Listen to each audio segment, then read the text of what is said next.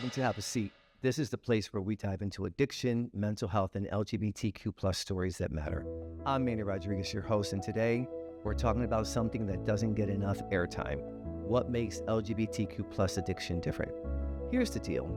Addiction doesn't play out the same way for everyone. LGBTQ plus people face unique challenges that can make them more vulnerable. I know this based on my own lived experience.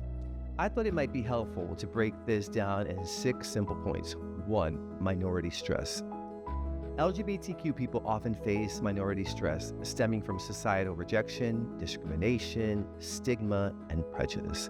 This constant pressure, whether that be in our current toxic political discourse, public spaces, workplaces, or even within friends, can weigh heavily on mental health. The relentless need to guard against judgment and microaggression leaves many feeling isolated and emotionally drained. To cope, substances can offer short-term relief or an escape, though they ultimately make the problem worse. Imagine being a young LGBTQ kid in America right now. 2, family rejection. Family rejection remains one of the most profound challenges faced by LGBTQ plus people. Being cast out, verbally attacked, or disowned by one's own family can lead to deep emotional wounds. Without the foundational support system that many take for granted, feelings of worthlessness and abandonment can take root. Substance use often becomes a mechanism to numb this profound pain or fill the void left by the absence of family love and acceptance. 3, higher rates of trauma. LGBTQ people face disproportionately high rates of trauma, including physical abuse, emotional neglect, and sexual violence. Many experience bullying or violence in school, their communities, or even their own homes, simply for expressing their true selves. Trauma often manifests in symptoms like hypervigilance, nightmares, or emotional numbing, and turning to drugs can feel like a way to regain control or dull the unbearable. However, this self-medication frequently leads to dependence. 4, internalized homophobia or transphobia. I don't think I need to underscore the attack on our trans family at this moment. Growing up in environments filled with negative messaging about LGBTQ identities fosters internalized shame. The result is a damaging cycle. Individuals may feel unworthy of love or success, struggle with self-acceptance, and develop mental health issues like depression or anxiety. I know I did. In these moments, substances can seem like an accessible way to silence self-hate or quiet intrusive thoughts, though they really provide lasting peace. 5, community-specific factors.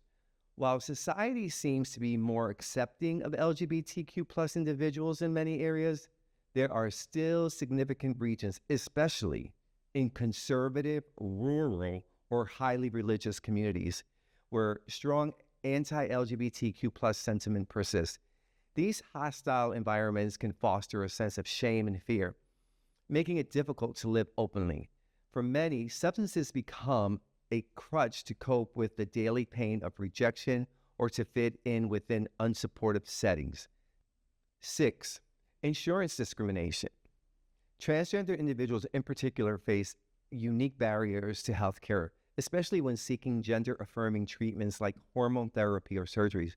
Many insurance policies either outright deny coverage or impose additional hurdles, leaving individuals to pay out of pocket or forego treatment altogether.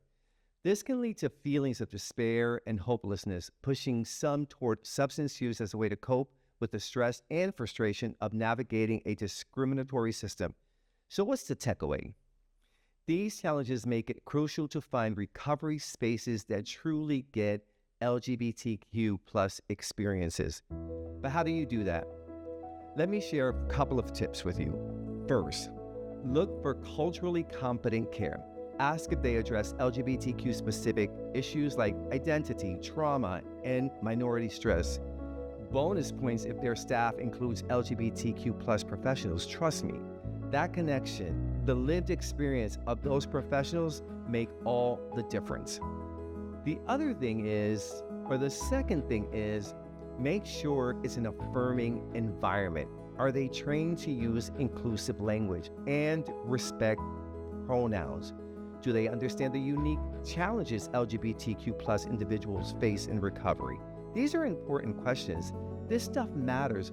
Feeling understood and supported creates a sense of safety, and safety is the foundation for healing.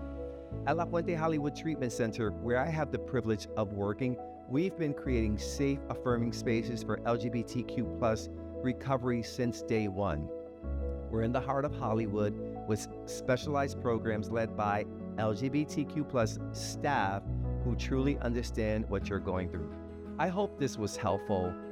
Oh, we have a little gift for you. Check out the link in the description below for 6 reasons why choosing an LGBTQ plus treatment center matters. It contains useful information we want you to have. One last thing, please subscribe to the channel if you enjoyed this video. Thanks. If you or someone you know or love needs support, call us at 323-464-2947. You're not alone, and we're here to help.